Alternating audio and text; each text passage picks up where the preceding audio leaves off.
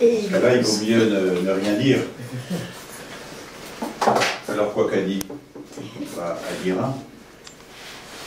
Mais à quoi qu'a fait? Mais à faire un. Mais à quoi qu'elle pense? Elle pense à rien. Pourquoi qu'elle dit rien? Pourquoi qu'elle fait rien? Pourquoi qu'elle pense à rien? Bah, elle n'existe pas. C'est un poème de Jean Tardieu. Ah oui, Alors vous savez tous que Christian enseigne la philosophie. Enseignait. Enseignait. La philosophie. Et puis voilà, il est aussi critique d'art. Et ce soir, je suis très heureux qu'il vienne nous parler de poésie.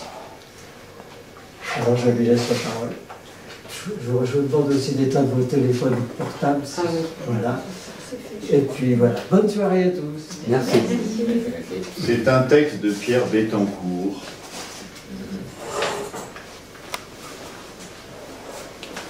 Qui explique comment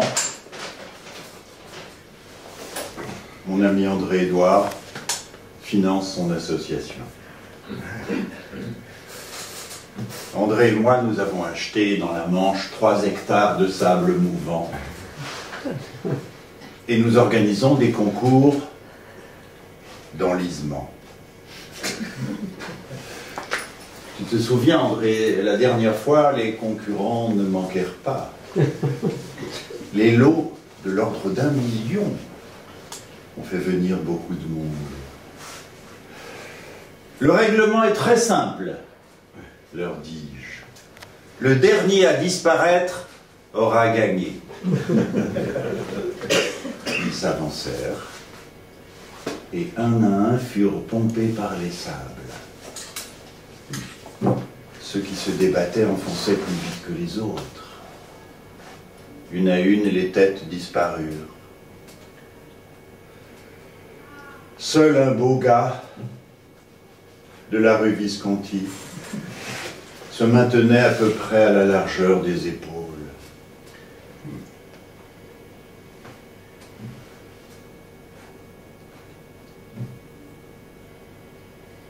Nous lui fîmes de grands signes. André et moi avions décidé que notre million pourrait nous servir à organiser d'autres entreprises.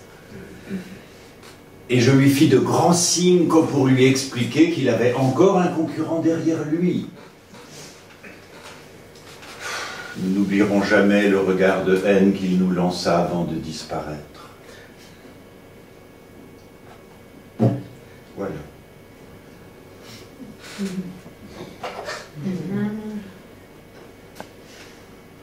Notre ami Vincent Marie est dans la salle et je vais dire 2 textes de lui. D'autant plus que le premier est dédié à André-Édouard. Le poème précédent, le texte précédent de Pierre Bettencourt était une blague. Ah, avant. Oui. oh.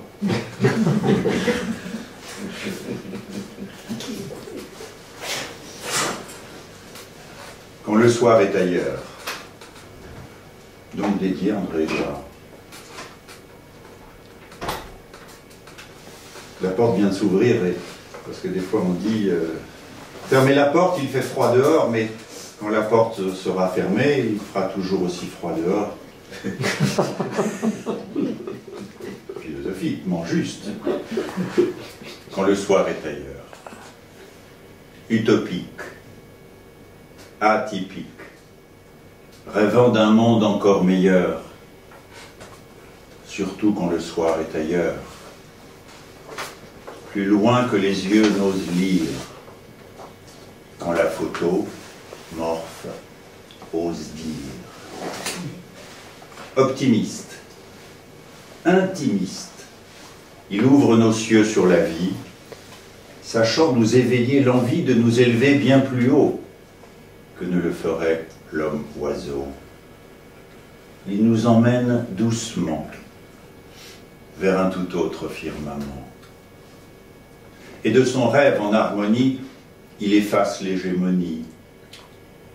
De sa voix douce et sans mensonge, il sait enjoliver les songes.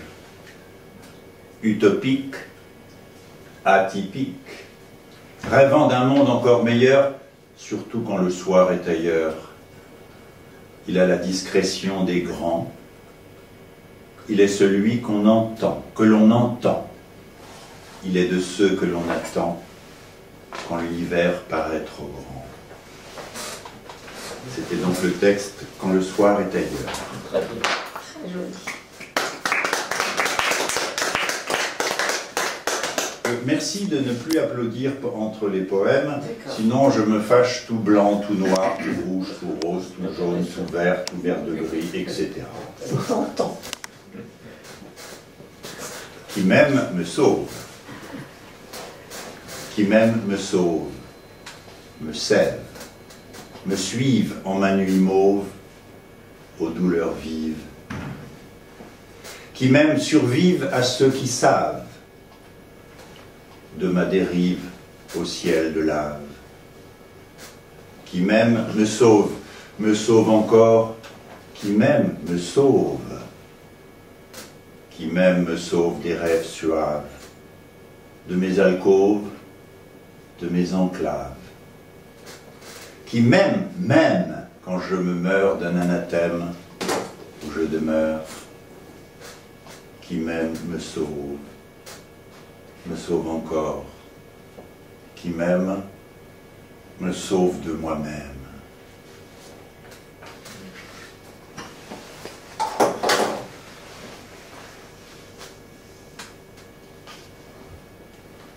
Je peux rarement voir les gens sans les battre.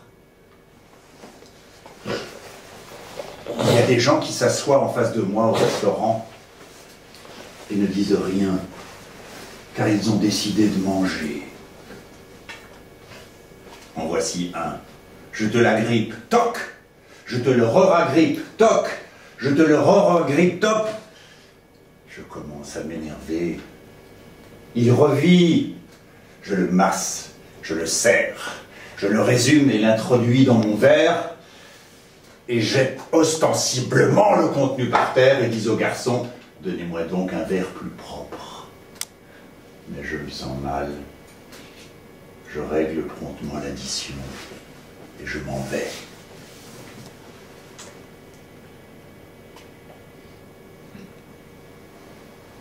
Emportez-moi dans une caravelle, dans une vieille et douce caravelle,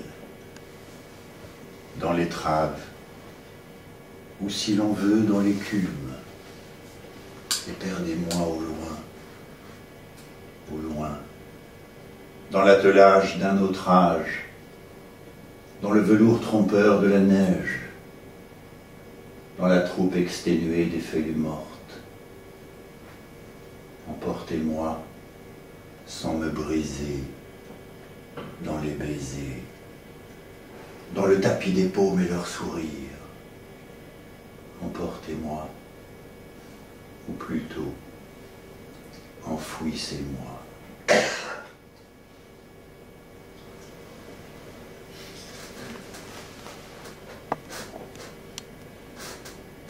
Étendant les mains hors du lit, Plume fut étonné de ne pas rencontrer le mur. Tiens, pensa-t-il, les fourmis l'auront mangé. Et il se rendormit. Ensuite, un bruit se fit entendre. C'était un train qui arrivait sur eux à toute allure. De l'air pressé qu'il a, pensa Plume, il arrivera sûrement avant nous. Et il se rendormit. Ensuite, le froid le réveilla. Il était tout trempé de sang et quelques morceaux de sa femme gisaient à ses côtés. Avec le sang, pensa Plume, surgissent toujours quantité de désagréments. Si ce train pouvait n'être pas passé, mais puisqu'il est déjà passé. Et il se rendormit. Accusé, disait le juge, comment expliquez-vous que votre femme se soit blessée au point qu'on l'ait trouvée partagée en 8 morceaux? Tout le mystère est là-dedans. Sur ce chemin, je ne peux pas l'aider, pensa Plume. Et il se rendormit. L'exécution aura lieu demain. Accusé, avez-vous quelque chose à dire? Excusez-moi, dit-il, mais je n'ai pas suivi l'affaire. Et il se rendormit.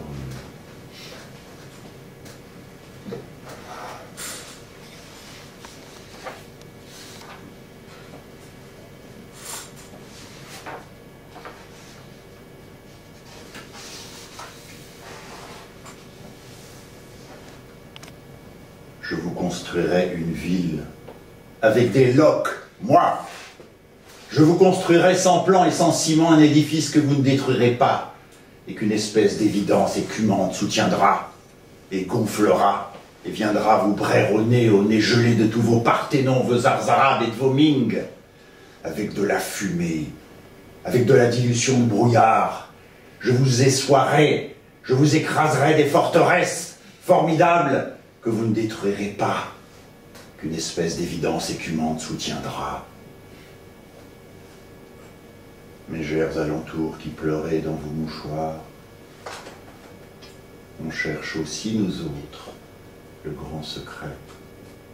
Carcasse, où est ta place ici? Gêneuse, pisseuse, peau cassée, comme tu vas sentir les cordages tendus des quatre mondes, comme je vais t'écarteler.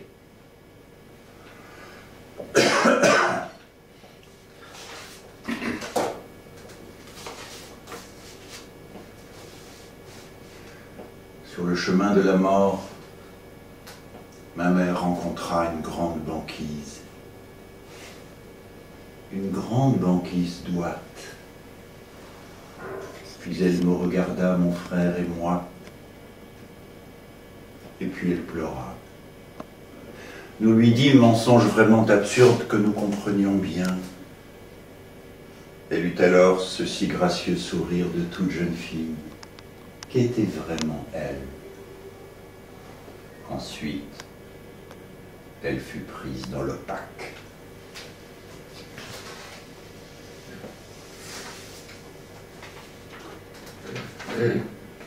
Dans la nuit, je me suis uni à la nuit sans limite, à la nuit, mienne, belle, mienne, nuit de naissance, qui m'emplit de mes cris, de mes épis, toi qui fais houle et fume, et fort dense, et la nuit, nuit qui gît, nuit implacable, et sa fanfare, et sa plage en haut, sa plage en bas, sa plage partout, sa plage boit, son poids est roi, et tout ploie sous lui, sous la nuit. La nuit.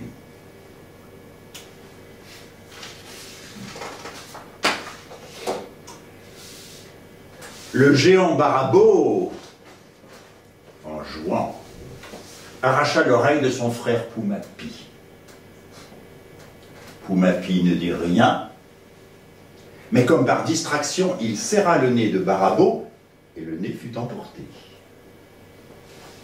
Barabo, en réponse, se baissa, rompit les orteils de Poumapi, et après avoir d'abord feint de vouloir jongler avec, les fit disparaître prestement derrière son dos. Poumapi fut surpris, mais il était trop fin joueur pour en rien marquer. Il fit au contraire celui que quelques orteils de moins ne privent pas. Cependant, par esprit de riposte, il faucha une fesse de son frère Barabo. Barabo, on peut le croire, tenait à ses fesses à l'une comme à l'autre. Cependant, il dissimula son sentiment et, reprenant tout de suite la lutte, arracha avec une grande cruauté la mâchoire inférieure de son frère Poumapi. Poumapi fut désagréablement surpris.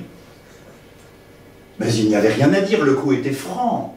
Il avait été exécuté en face sans tricherie aucune.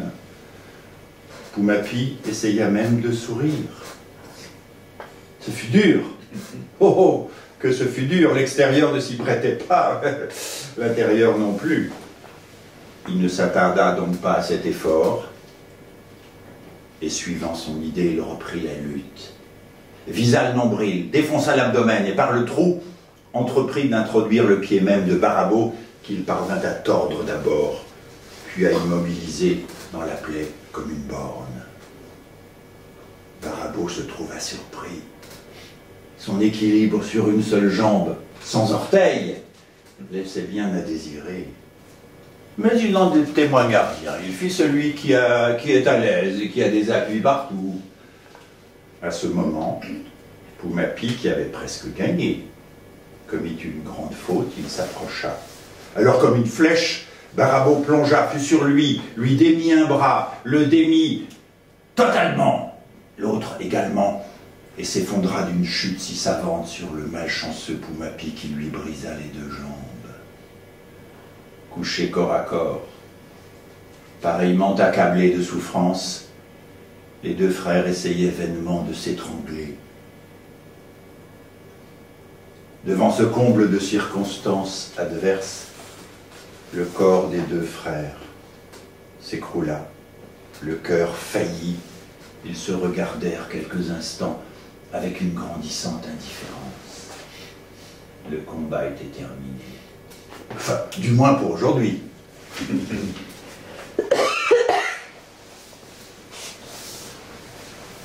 Je vais dire maintenant l'intégrale de la ralentie, qui a été classée comme ça, dans les deux plus beaux poèmes du XXe siècle, avec la chanson du mal-aimé d'Apollinaire. C'est un long poème où certains éléments de la vie d'Henri Michaud, que j'ai rencontré, sont présents avec la délicatesse d'Henri Michaud. Fait allusion dans ce texte au décès de son épouse qui est morte dans un accident, dans un incendie. Petite allusion, et vous allez voir avec quelle délicatesse. La ralentie. Ralentie. On tâte le pouls des choses. On y ronfle. On a tout le temps. Tranquillement. Toute la vie. On gobe les sons. On les gobe tranquillement. Toute la vie. On vit dans son soulier. On y fait le ménage. On n'a plus besoin de se serrer. On a tout le temps. On déguste. On rit dans son poing. On ne croit plus qu'on sait. On n'a plus besoin de compter. On est heureuse en buvant. On est heureuse en ne buvant pas. On fait la perle. On est, on a le temps. On est la ralentie. On est sorti des courants d'air. On a le sourire du sabot. On n'est plus fatigué. On n'est plus touché. On a des genoux au bout des pieds. On n'a plus honte sous la cloche. On a vendu ses monts. On a posé son œuf. On a posé ses nerfs. Quelqu'un dit, quelqu'un n'est plus fatigué, quelqu'un n'écoute plus, quelqu'un n'a plus besoin d'aide, quelqu'un n'est plus tendu, quelqu'un n'attend plus. L'un crie, l'autre obstacle, quelqu'un roule, dort, coud, laisse-toi l'Oriou. Ne peut plus, n'a plus part à rien quelqu'un. Quelque chose contraint quelqu'un. Soleil ou lune ou forêt ou bien troupeau, foules ou villes, quelqu'un n'aime pas ses compagnons de voyage, n'a pas choisi, ne reconnaît pas, ne goûte pas. Princesse de marée basse a rendu ses griffes. n'a plus le courage de comprendre, n'a plus le cœur à avoir raison, ne résiste plus. Les poutres tremblent et c'est vous, le ciel est noir et c'est vous, le verre casse et c'est vous. On a perdu le secret des hommes. Il joue la pièce en étranger. Un page dit bé et un mouton lui présente un plateau. Fatigue, fatigue, froid partout. Ô fagot de mes 12 ans, où crépitez-vous maintenant? On a son creux ailleurs. On a cédé sa place à l'ombre par fatigue, par goût du rond. On entend au loin la rumeur de l'asclépiade, la fleur géante. Ou bien une voix soudain vient vous bramer au cœur. On recueille ces disparus. Venez, venez, tandis qu'on cherche sa clé dans l'horizon. On a la noyée au cou, qui est morte dans l'eau irrespirable.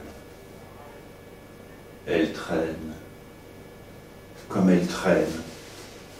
Elle n'a cure de nos soucis. Elle a trop de désespoir. Elle ne se rend qu'à sa douleur. Ô martyr, ô misère, le cou serré sans trêve par la noyée. On sent la courbure de la terre. On a désormais les cheveux qui ondulent naturellement. On ne trahit plus le sol. On ne trahit plus la blette. On est la sœur par l'eau et par la feuille. On n'a plus le regard de son œil. On n'a plus la main de son bras. On n'est plus vaine. On n'est plus envié. On n'en vit plus. On ne travaille plus, le tricot est là, tout fait, partout. On a signé sa dernière feuille. C'est le départ des papillons. On ne rêve plus. On est rêvé. Silence. On n'est plus pressé de savoir. C'est la voix de l'étendue qui parle aux ongles et à l'os. Enfin chez soi, dans le pur, atteinte du dard de la douceur. On regarde les vagues dans les yeux. Elles ne peuvent plus tromper. Elles se retirent déçues des flancs du navire. On sait les caresser. On sait qu'elles ont honte elles aussi. Épuisées, comme on les voit désemparées. Une rose descend de la nue et s'offre aux pèlerins. Parfois, rarement, combien rarement. Une veilleuse m'écoute. Tu dis, fait-elle, tu dis la juste vérité. Voilà ce que j'aime en toi. Ce sont les propres paroles de la veilleuse. On m'enfonçait dans des cannes creuses. Le monde se vengeait. On m'enfonçait dans des cannes creuses, dans des aiguilles de seringue. On ne voulait pas me voir arriver au soleil, où pourtant j'avais pris rendez-vous.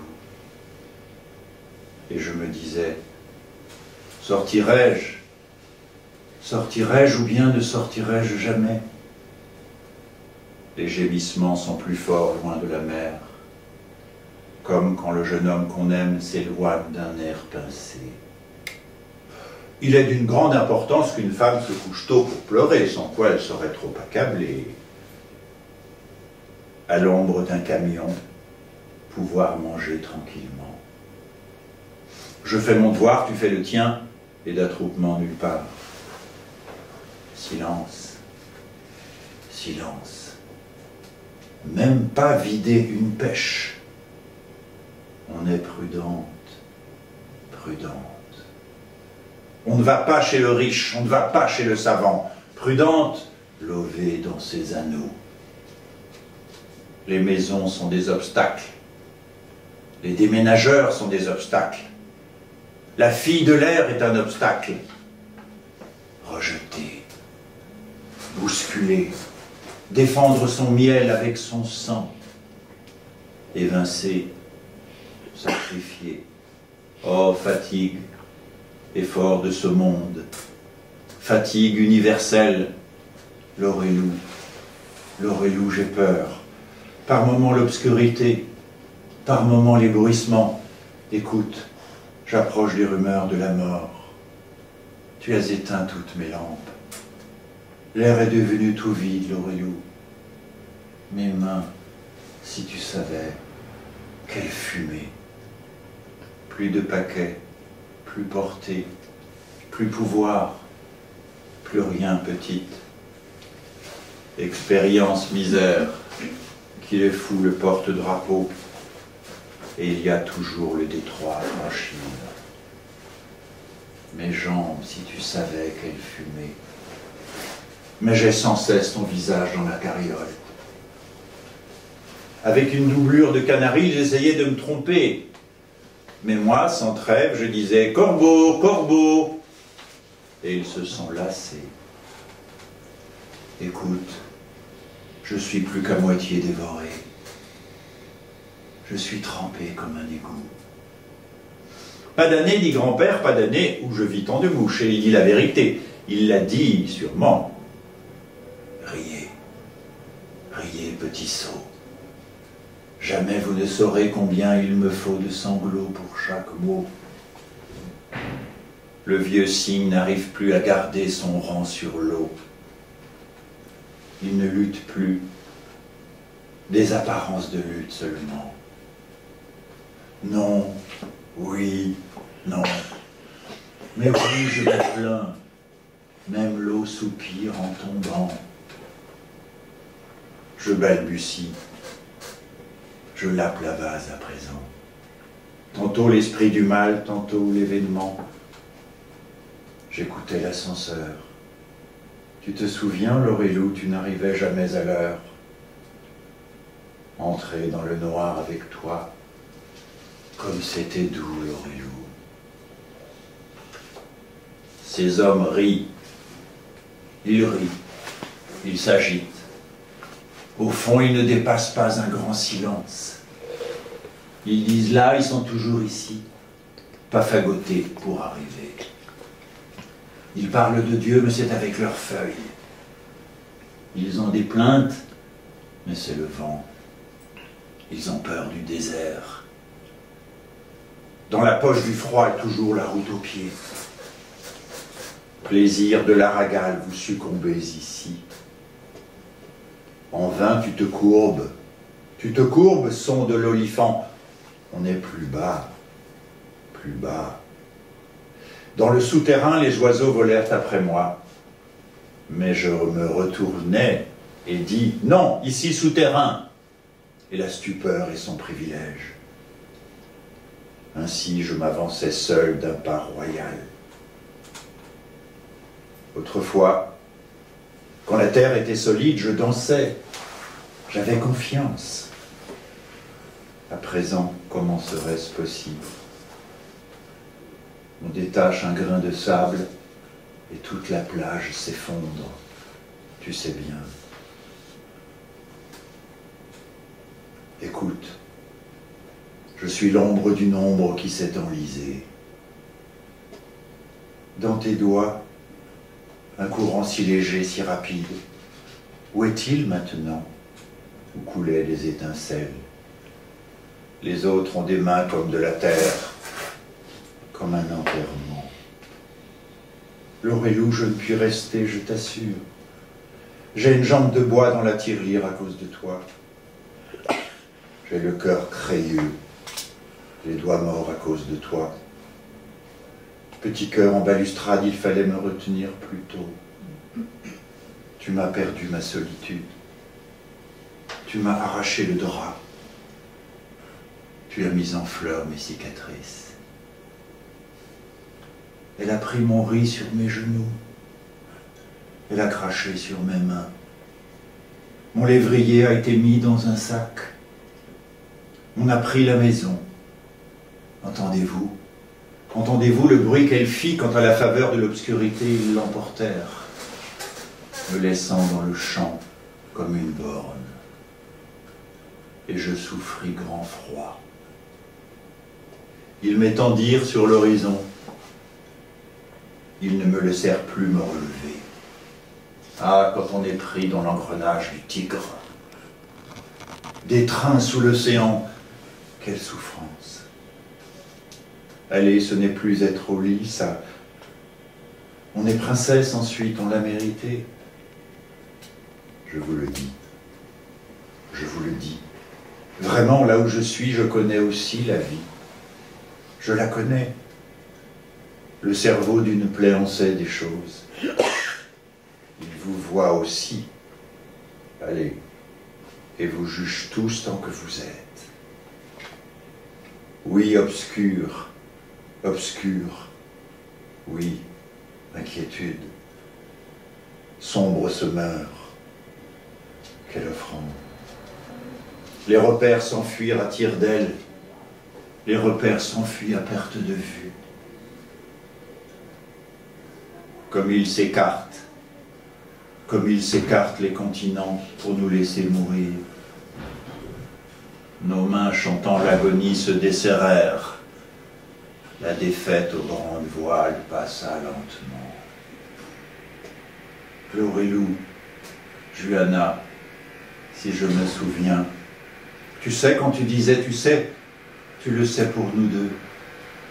Oh, ce départ. Mais pourquoi? Pourquoi? Vide, vide, angoisse. Angoisse comme un seul grand mât sur la mer.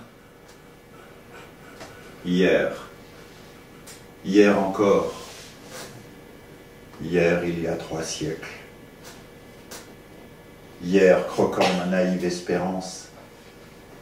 Hier, sa voix de pitié rasant le désespoir. Sa tête soudain rejetée en arrière, comme un hanneton renversé sur les élytres, dans un arbre qui subitement s'ébroue au vent du soir. Ses petits bras d'anémone aimant s'enserrer, volonté comme l'eau tombe. Hier, tu n'avais qu'à étendre un doigt pour nous deux, pour tous deux.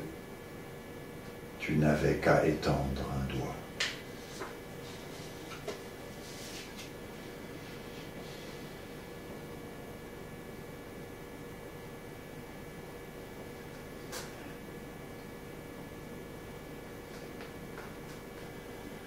Je lirai maintenant un court texte de René Daumal. René Daumal était un des deux grands poètes du grand jeu, avec Roger Gilbert-Lecomte. Je suis mort parce que je n'ai pas le désir. Je n'ai pas le désir parce que je crois posséder. Croyant posséder, on essaie de se donner. Essayant de se donner, on voit qu'on n'a rien. Essayant de se donner, on voit qu'on n'est rien. N'étant rien, on désire devenir. Désirant devenir, on vit.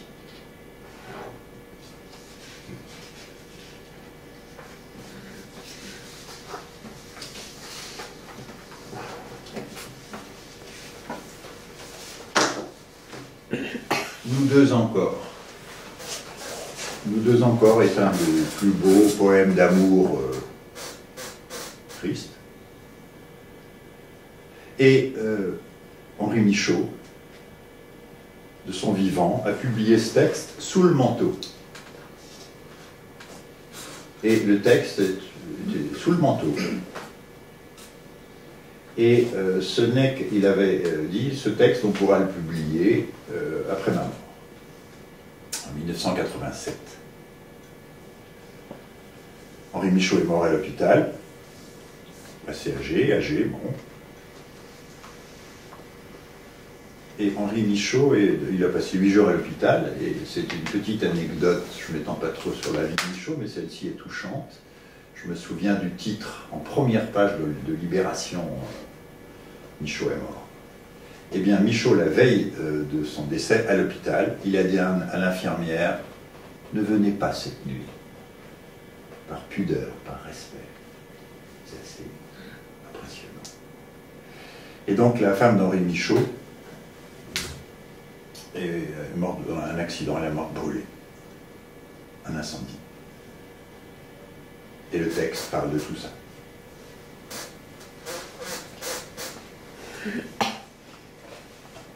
Nous deux encore.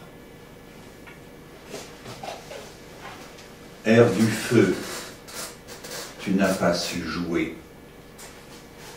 Tu as jeté sur ma maison une toile noire. Qu'est-ce que cet opaque partout? C'est l'opaque qui a bouché mon ciel. Qu'est-ce que ce silence partout? C'est le silence qui a fait taire mon chant. Espoir, il m'eût suffi d'un ruisselet, mais tu as tout pris. Le son qui vibre m'a été retiré. Tu n'as pas su jouer. Tu as attrapé les cordes, mais tu n'as pas su jouer. Tu as tout bousillé tout de suite. Tu as cassé le violon. Tu as jeté une flamme sur la peau de soie pour faire un affreux marais de sang. Son bonheur riait dans son âme, mais c'était tout tromperie. Ça n'a pas fait long rire. Elle était dans un train roulant vers la mer. Elle était dans une fusée filant sur le roc. Elle s'élançait, quoiqu'immobile, vers le serpent de feu qui allait la consumer. Et fut là tout à coup, saisissant la confiante, tandis qu'elle peignait sa chevelure, contemplant sa félicité dans la glace. Et lorsqu'elle vit monter cette flamme sur elle, oh! Dans l'instant, la coupe lui a été arrachée. Ses mains n'ont plus rien tenu. Elle a vu qu'on la serrait dans un coin. Elle s'est arrêtée là-dessus, comme sur un énorme sujet de méditation à résoudre avant tout. 2 secondes plus tard, 2 secondes trop tard, elle fuyait vers la fenêtre, appelant au secours. Toute la flamme alors l'a entourée. Elle se retrouve dans un lit dont la souffrance monte jusqu'au ciel. Jusqu'au ciel sans rencontrer de Dieu. Dont la souffrance descend jusqu'au fond de l'enfer. Jusqu'au fond de l'enfer sans rencontrer de démons. L'hôpital dort, la brûlure éveille. Son corps comme un parc abandonné. Défenestrée d'elle-même, elle cherche comment rentrer. Le vide où elle godille ne répond pas à ses mouvements. Lentement, dans la grange, son blé brûle. Aveugle à travers le long barrage de souffrance, 1 mois durant, elle remonte le fleuve de vie. Nage atroce, patiente. Dans l'innombrable boursouflé, elle retrace ses formes élégantes. Elle tisse à nouveau la chemise de sa peau fine. La guérison est là, toute proche. Demain tombe le dernier pansement. Demain. Air du sang, tu n'as pas su jouer. Toi non plus, tu n'as pas su. Tu as jeté subitement, stupidement, ton sot petit caillou obstructeur en travers d'une nouvelle aurore. Dans l'instant, elle n'a plus trouvé de place. Il a bien fallu se tourner vers la mort. À peine elle a aperçu la route. Une seconde ouvrit l'abîme, la suivante l'y précipitait. On est resté hébété de ce côté-ci. On n'a pas eu le temps de se dire au revoir. On n'a pas eu le temps d'une promesse. Elle avait disparu du film de cette terre. Lou, Lou, Lou, dans le rétroviseur d'un bref instant, ne me vois-tu pas? Lou, le destin d'être ensemble dans quoi tu avais tellement foi. Eh bien, tu ne vas pas être comme les autres qui jamais plus ne font signe, engloutis dans le silence. Non, il ne doit pas te suffire à toi d'une mort pour t'enlever ton amour. Dans la pompe horrible qui t'espace, jusqu'à je ne sais quel millième d'illusion, tu cherches encore. Tu nous cherches place. Mais j'ai peur. On n'a pas pris assez de précautions. On aurait dû être plus renseigné. Quelqu'un m'écrit que c'est toi, martyr, qui va veiller sur moi. Oh, j'en doute. Quand je touche ton fluide si délicat demeuré dans ta chambre, et tes objets familiers que je presse dans mes mains, ce fluide ténu qu'il fallait toujours protéger. Oh, j'en doute. J'en doute et j'ai peur pour toi, impétueuse et fragile, offerte aux catastrophes. Cependant, je vais à des bureaux à la recherche de certificats, gaspillant des moments précieux qu'il faudra utiliser plutôt entre nous, précipitamment. Tandis que tu grelottes, attendant ta merveilleuse confiance que je vienne t'aider à te tirer de là, pensant à coup sûr il viendra. Il a pu être empêché, mais il ne saurait tarder. Il viendra, je le connais. Il ne va pas me laisser seul. Ce n'est pas possible. Il ne va pas laisser seul sa pauvre Lou. Je ne connaissais pas ma vie. Ma vie passait à travers toi. Ça devenait simple, cette grande affaire compliquée. Ça devenait simple malgré le souci. Ta faiblesse, j'étais raffermi lorsqu'elle s'appuyait sur moi. Dis, est-ce qu'on ne se rencontrera vraiment plus jamais? Lou, je parle une langue morte maintenant que je ne te parle plus. Tes grands efforts de liane en moi, tu vois, ont abouti. Tu le vois au moins. Il est vrai, jamais tu ne doutas, toi. Il fallait un aveugle comme moi, il lui fallait du temps, lui. Il fallait ta longue maladie, ta beauté, ressurgissant de la maigreur et des fièvres. Il fallait cette lumière en toi, cette foi, pour percer enfin le mur de mon autonomie. Tard j'ai su, tard j'ai vu, tard j'ai appris ensemble qui ne semblait pas être dans ma destinée. Mais non, trop tard. Les années ont été pour nous, pas contre nous. Nos ombres ont respiré ensemble. Sous nous, les eaux du fleuve des événements coulaient presque avec silence. Nos ombres respiraient ensemble et tout en était recouvert. J'ai eu froid à ton froid. J'ai bu des gorgées de ta peine. Nous nous perdions dans le lac de nos échanges. Riche d'un amour immérité, riche qui s'ignorait avec l'inconscience des possédants, j'ai perdu d'être aimé. Ma fortune a fondu en un jour. Aride, ma vie reprend, mais je ne me reviens pas. Mon corps demeure ton corps délicieux, et des antennes plumeuses en ma poitrine me font souffrir du vent du retrait. Celle qui n'est plus prend, et son absence dévoratrice me mange et m'envahit. J'en suis à regretter les jours de ta souffrance sur le lit d'hôpital.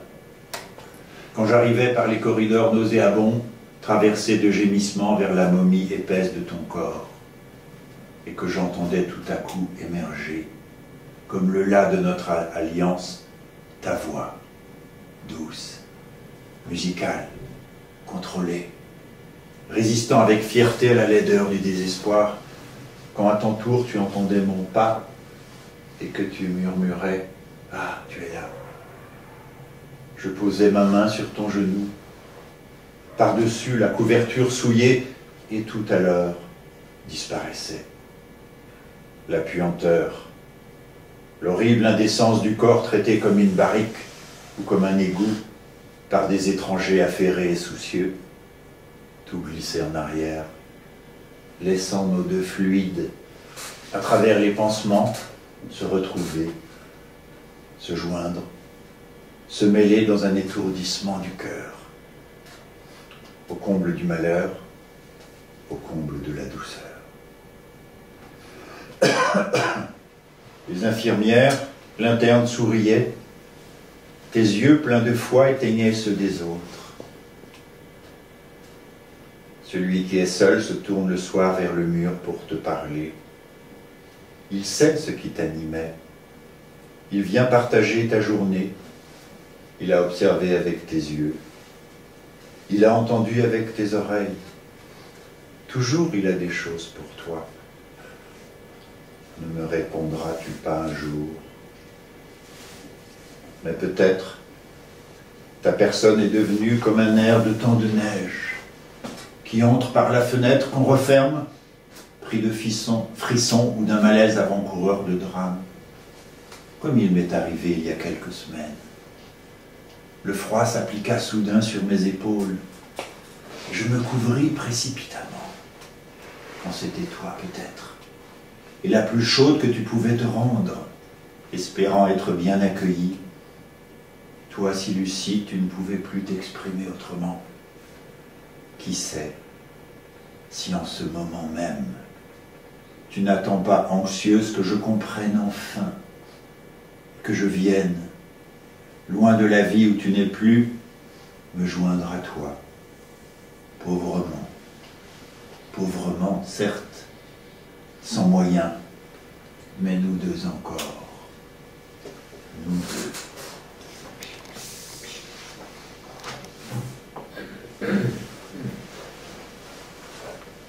Je crois que c'est bien d'arrêter là. Michaud est maintenant dans la Pléiade, c'est-à-dire que toutes ses œuvres sont réunies en 2 ou 3 volumes. Il est traduit dans toutes les langues. Et il est traduit dans toutes les langues par de très grands poètes. Il est traduit en japonais par Kawabata, prix Nobel de littérature. Il a été traduit par Borges. Il a été traduit par les plus grands, dans le monde entier. C'était peut-être un peu dur, mais bon. Oui, alors quand on pense à la Pléiade, il y a une telle densité. Il y a tout dans la Pléiade. Tiens, oui. Henri Michaud, d'ailleurs, il expose assez souvent. Il y a quelques pièces tout près d'ici, dans une galerie à 200-300 mètres. Il y a toujours des pièces d'Henri Michaud. Il a eu une grande exposition il y a 4-5 ans au Musée d'Art Moderne de la ville de Paris. Voilà. Et donc il est facile à lire, enfin facile à lire. Trouver ses livres. Facile à lire, c'est autre chose. Alors, est-ce qu'une naïve peut poser une question? Mais même deux. Antonin Artaud disait « La vie est de brûler des questions ». Voilà. Je vais poser une question. Henri Michaud, je ne le connaissais presque pas avant de vous entendre. Vous m'avez donné envie de le lire. Merci. Et vraiment, vous avez une voix pour la poésie, parce que je me flatte d'aimer la poésie. Peut-être pas assez la poésie française. Voilà. Et quand j'ai dit à un ami que j'allais écouter Henri Michaud, cet ami qui a été professeur de français, m'a tout de suite dit « Ah oui, ce poète sous mescaline ». Alors je vous pose la question, qu'est-ce que ça veut dire ce Alors poète? ça veut dire que durant une dizaine d'années, Henri Michaud, aidé par le professeur, grand professeur psychiatre Jean Delay, qui était un de ses amis, et Olivier Leras, psychiatre aussi à Dijon, non à Lyon. Durant une dizaine d'années, Henri Michaud a testé la mescaline et le LSD, durant 10 ans. Et de manière quasiment scientifique. il a écrit 3 livres là-dessus, qui sont étudiés en fac de médecine. Il y a d'ailleurs un livre là-dessus, un film aussi, également montré en fac de médecine, que j'ai vu 2 fois. Et Henri Michaud écrit donc 3 livres sur la drogue, mais il utilisait la drogue de manière suivante. Rien à voir avec le gamin qui se shoot, rien à voir. Je n'ai pas les chiffres précis, mais ce que je dis donne des principes exacts. Michaud prenait par exemple 0,1 gramme. Il voyait ce que ça donne. Il attendait 8 jours pour que ça passe et il essayait 0,5 gramme. Et sous présence d'un ami médecin, en particulier Jean Delay. Olivier Loras, psychiatre, a écrit un livre là-dessus. Et le dernier livre de Michaud sur la drogue s'appelle « Misérable miracle ». Et un jour, Michaud a dit, il était encore relativement jeune, « Stop, ça suffit, j'arrête. Plus jamais ceci ou cela. » Et Michaud, après, on lui demande « C'est quoi la drogue ?» Si vous voulez savoir, à la rigueur, la fatigue. La fatigue est ma drogue. Voilà donc pour Henri Michaud et la relation à la mescaline et au LSD. Rien à voir avec Artaud ou d'autres qui se sont shootés pour... Et il a totalement arrêté la drogue qu'il a utilisée pendant 10 ans, écrit 3 livres, encore une fois, qui sont des livres magnifiques, parce que c'est magnifique, très forts, quasiment scientifiques, sur l'impact de la drogue, sur telle drogue, sur le sommeil, sur la musique, sur la vision. C'est pour ça que ces livres sont étudiés en médecine. Comme Aldous Huxley, finalement, un petit peu. Un peu. Un peu, d'accord. Mais c'était, entre guillemets, encore plus scientifique. D'accord. Chez Henri Michaud. D'accord. Et ces grands livres, ça a duré 10 ans. Il a beaucoup voyagé, Michaud. Et ses livres de voyage sont parmi les plus beaux de la littérature du XXe siècle. Il a écrit Un barbare en Asie, il a passé 1 an en Chine, Équateur, à 27 ans, son premier livre en Équateur. Il a été le 2e homme blanc à traverser l'Amazone d'ouest en est en pirogue. Donc, il a pris quelques risques, si vous voulez, Henri Michaud. Henri Michaud, proche des surréalistes, mais jamais Breton aurait bien voulu l'intégrer chez les surréalistes, mais il a toujours refusé. C'était un type assez étonnant, Henri Michaud. Lorsque je suis allé le voir, j'étais assez jeune. C'est un ami qui dirigeait une collection de documents spirituels. Michaud a écrit un livre exceptionnel sur la calligraphie en Chine. C'était un ami de Zhao Wuqi, le peintre chinois, et il a écrit sur Zhao Wuqi, et il a écrit un livre qui s'appelle Idéogramme en Chine, un autre où il parle un petit peu de Zhao Wuqi, justement. Henri Michaud n'aimait pas beaucoup les médias. Il n'a jamais donné une interview. Il n'a toujours refusé qu'on le photographie. Il y a une photographie qui a été prise à son insu quand il est allé chercher Borges à Paris pour l'emmener assister à un concert de musique contemporaine de Pierre Boulez. Il aimait beaucoup la Boulez. Et donc, il y a une seule photographie, mais il a toujours refusé, il a été sollicité 20 fois pour passer chez Pivot et tout ça, il a toujours refusé toute interview. Et il y a un petit bouquin très amusant d'Henri Michaud, où ça s'appelle « Dire non ». Et Henri Michaud a dit « Je veux bien embaucher une secrétaire qui sache dire non dans toutes les langues ». Henri Michaud, de son vivant, n'acceptait pas qu'il y ait des soirées de poésie, etc.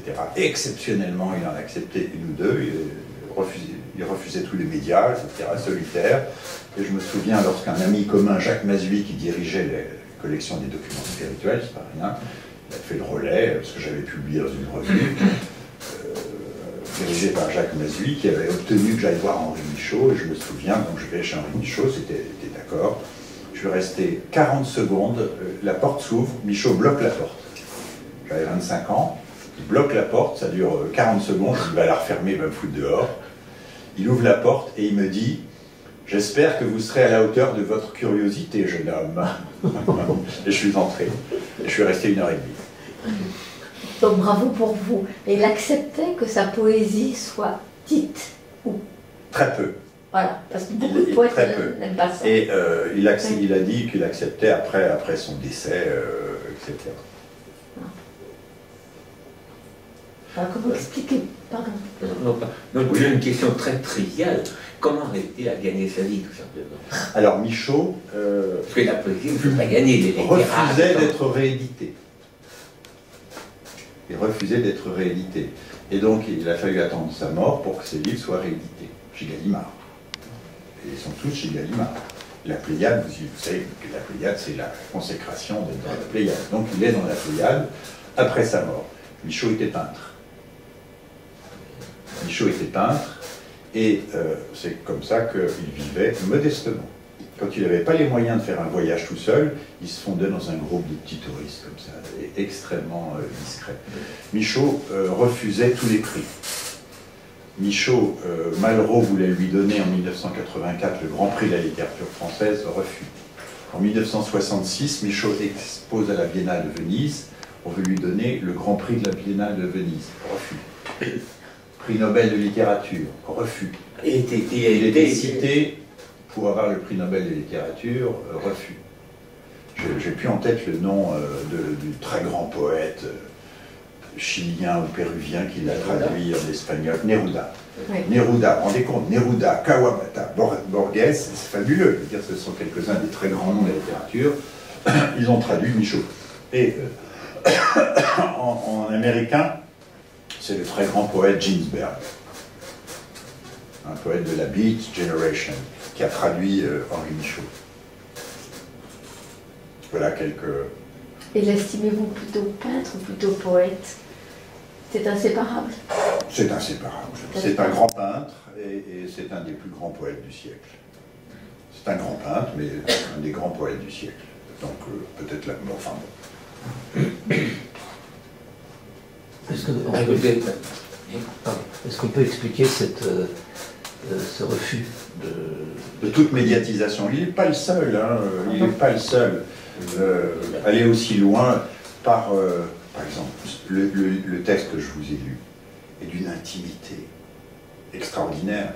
Je comprends très bien que de son vivant, Michaud n'ait pas voulu que ce soit divulgué. Ça aurait été un peu vulgaire, et oui, c'était pas possible. C'était pas possible. Donc je crois que c'est pas par fierté, c'est par pudeur, par pudeur, essentiellement par pudeur. Oui. Michaud disait qu'il aurait souhaité avoir 200 lecteurs, pas plus.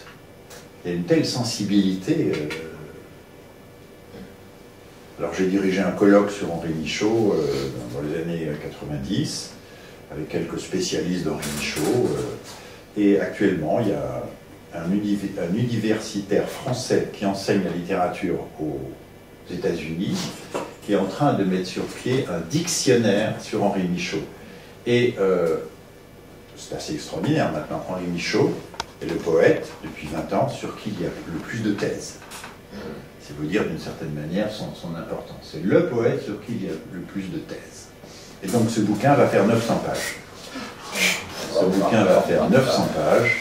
Et donc ça veut dire qu'assez nombreux sont les gens qui aiment beaucoup Michaud au point d'écrire sur lui. Bon, je serai dans ce bouquin, j'allais dire évidemment, j'ai écrit sur la précarité chez Michaud, une forme de pudeur, où il y a une métamorphose aussi.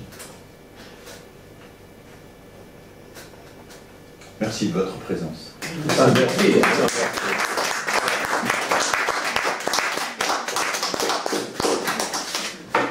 Donc on trouve chez Gallimard, La nuit remue. Et la ralentie, est-ce qu'il est dans les petits livres Gallimard? Oui, il est on le trouve dans les petits livres, oui. Le poète d'aujourd'hui, je ne sais pas comment c'est. Le livre dans les poètes d'aujourd'hui, il y est, il est épuisé. Mais on trouve tous les livres de Michaud aujourd'hui chez Gallimard. Je n'ai pas le temps de... Michaud, c'est bien. J'ai fait un poète d'aujourd'hui sur Roger Gilbert Lecomte, qui était à l'île d'Aumale. Et le livre de René Berthelet sur Michaud était épuisé. Mais encore une fois, on trouve tous ces livres chez Gallimard. Est-ce que vous pouvez rappeler les dates naissance Alors, il est mort en 1987, et je crois qu'il est né, c'est facile à vérifier, il est né genre 1900, je sais plus. Début du siècle, hein. Oui. C'est très simple, enfin, Google, on voit tout de suite. Ah bah tout de suite. Hein alors, Vous l'avez là? J'ai une édition. Plume. Oui, il y a plus de plumes. Je vais lire le début sur le dernier. Encore un Plume. Celui que j'ai dit, c'est « Et il s'endormit ». Et Plume, c'est lui, détaché, lointain. Il dit qu'il a été influencé, quand il a créé Plume, par Charlie Chaplin. Il aimait beaucoup. Plume ne peut pas dire qu'on ait excessivement d'égard sur lui en voyage. Les uns s'essuient tranquillement les mains sur son veston. Et si sur le paquebot, le commissaire du bord lui dit « Mais qu'est-ce qu'il fait ici, celui-là? Allez, qu'on le mette dans la soute !» Et Plume s'éreinte pendant toute la traversée. Mais il ne se plaint pas. Il voyage continuellement. Ça en dit long sur Michaud. Merci beaucoup. Eh bien, merci aussi. Bravo.